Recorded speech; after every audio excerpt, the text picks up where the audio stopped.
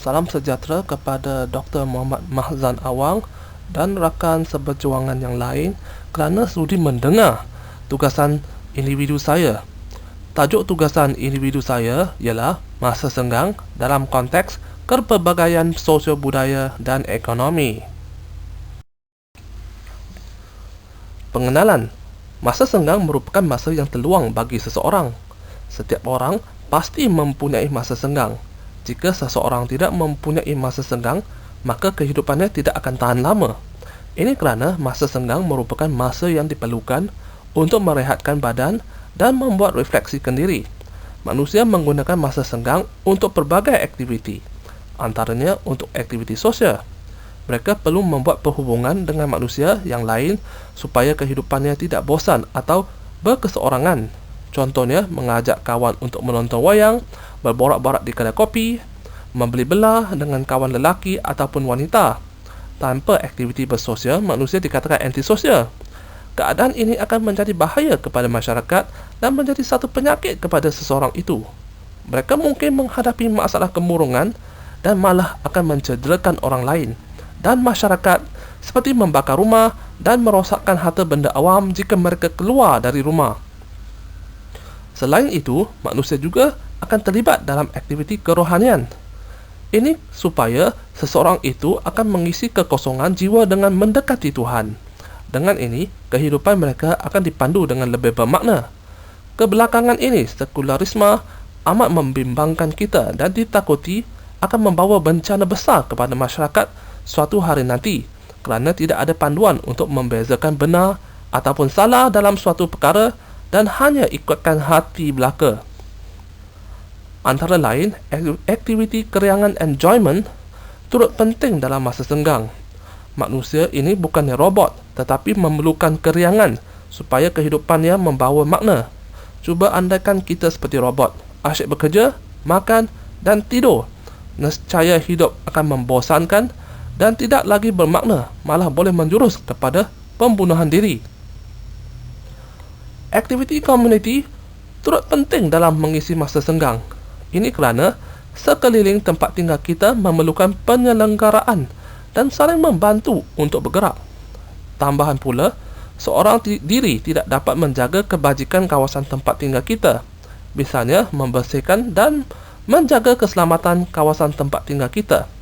Pada zaman ini, walaupun kita boleh mengupah orang menjaga perkara di atas, namun aktiviti komuniti masih penting supaya kita dapat saling mengenali dan mudah meminta bantuan jikalau suatu yang tidak dapat diupah, seperti kesunyian dan meluahkan perasaan kita. Mustahil kita sanggup meluahkan perasaan kita kepada pengawal keselamatan berwarga Pakistan maupun Bangladesh. Manusia turut perlu mengisi masa senggang dengan kemajuan diri. Tanpa bergerak ke hadapan, maka kita akan mundur dan kabur. Kita boleh melakukan aktiviti menghadiri ceramah, membaca buku dan menonton dokumentari agar kita mendapat pengajaran maupun manfaat daripada aktiviti tersebut.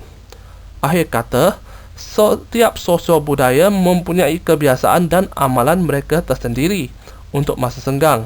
Masa senggang juga dipengaruhi oleh tahap ekonomi seseorang.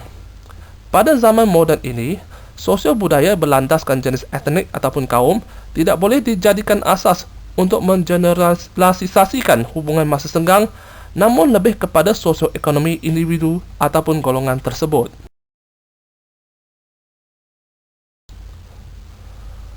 Masa senggang dan tahap ekonomi. Di sini kita boleh membuat perkaitan masa senggang dengan tahap sosioekonomi. Tahap sosioekonomi terbahagi kepada dua golongan, iaitu pendapatan rendah dan pendapatan tinggi. Garis pemisah iaitu RM untuk dua golongan ini berhubung masa senggang masih memerlukan kajian lanjut.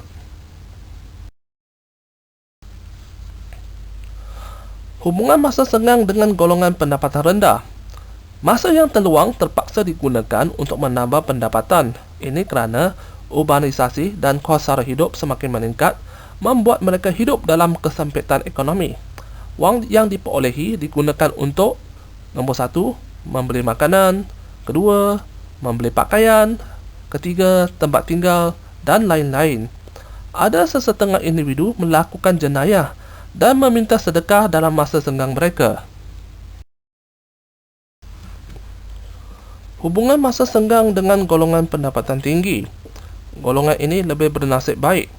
Masa senggang boleh digunakan untuk aktiviti spiritual, kemasyarakatan, melakukan aktiviti fizikal seperti bersenam, kekeluargaan dan juga bersosial. Tetapi masih ada orang yang gilakan duit. Masa senggang digunakan untuk mencari lebih banyak duit. Kesimpulannya, masa yang diperuntukkan untuk masa senggang banyak dipengaruhi oleh sikap seseorang. Apa yang pasti, golongan yang sosioekonominya rendah mempunyai masa senggang yang sedikit dan sebaliknya. Sekian, terima kasih.